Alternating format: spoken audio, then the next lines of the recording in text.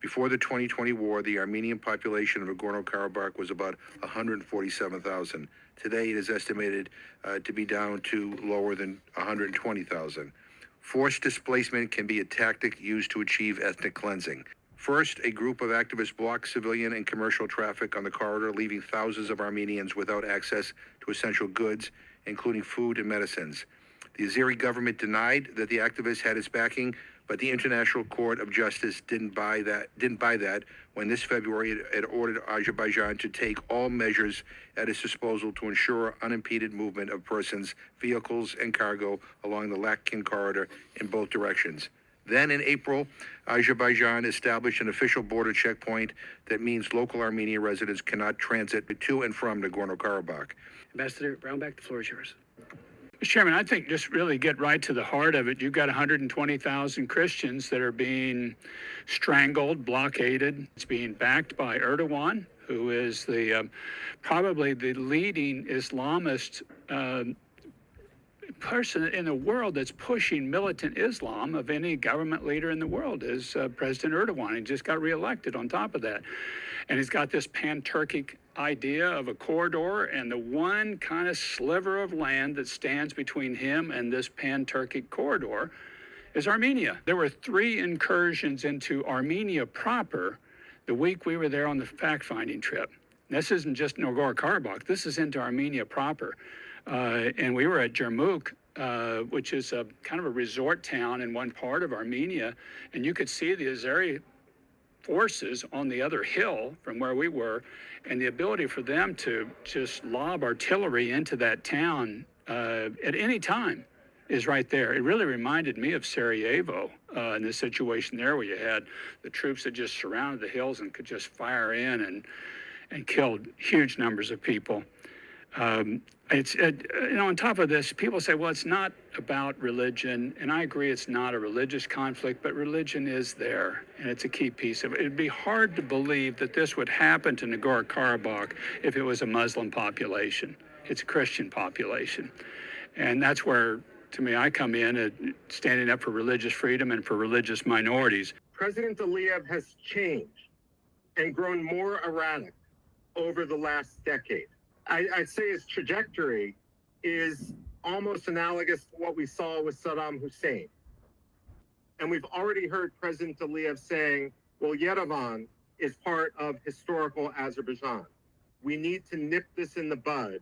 We can't simply assume that this is a rhetorical excess, the way, unfortunately, we did with Saddam Hussein in 1990 before his push into Kuwait. Cultural heritage also matters, and I'm sure David Phillips, my good friend, is going to talk about this, but before we impose a peace, we should at the very least have a 24/7, 24 hours a day, 7 days a week video monitoring. We shouldn't just verify, we shouldn't just trust. We need to verify as well in real time. We should focus on incitement. There's going to be no lasting peace if Azerbaijan still incites from school-age kids and in the military against Armenians. The State Department should issue, and Congress should require through an act, an annual report on the state of Azerbaijani incitement. Are grateful to President Biden for annually recognizing the Armenian genocide in his Remembrance Day statement. Most of you are familiar with the Turkish-Armenia Reconciliation Commission, which I chaired from 2001 to 2004. The TARC reaffirmed the applicability of the term genocide to characterize the World War I era treatment of Armenians. What we see today is a second Armenian genocide, which is underway. And the United States is simply not doing what it can do to stop this pattern, despite ample evidence of credible human rights organizations. I've chaired 3 hearings on the Armenian genocide. And before the first one, I went and read Ambassador Morgenthau's book, which was written contemporaneously with the horrific genocide that was committed. And to think that, as you have pointed out, this is, we're in the midst of the second Armenian genocide. I was in Yerevan in 2004 to 2006. I never dealt directly with the issue of Nagorno-Karabakh. That was being handled by the Minsk group, of course. But nonetheless, I did learn a lot about what was going on.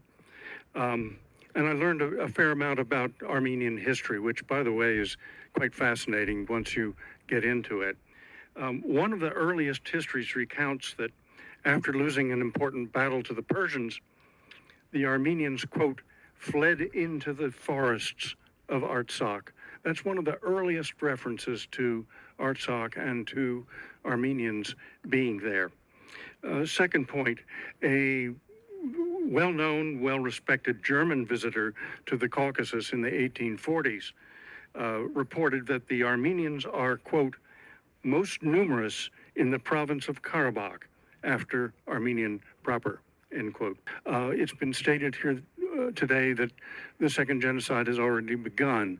That may be questionable, but I think there is a real danger of it, and it's not only in view of the 1915 precedent, but it's also, as David has said, it's in view of the